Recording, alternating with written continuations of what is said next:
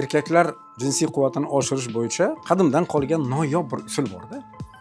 Buning uchun bizga oddiy uy sharoitida tayyorlash mumkin. Buning uchun bizga avvalo 10 ta limon kerak bo'ladi.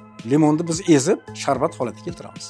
Ikkinchisi sarimsoq piyoz. 10 bosh sarimsoq piyoz olinadi-da, ular ham tozalanib, bo'tqa holiga keltiriladi.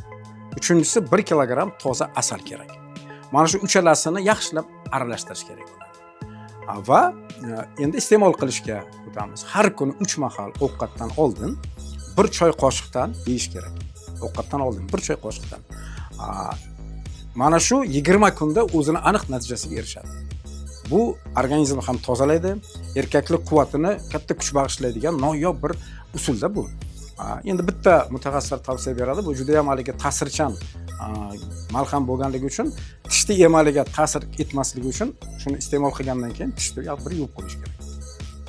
20 kunda natija bo'ladi. Agar xohlovchilar bo'lsa, yana ham kuchliroq bo'laman desa, 10 kun tanaffus qilib, yana 10 kun mana shuni iste'mol qilsa, natija yana ham yaxshi bo'ladi.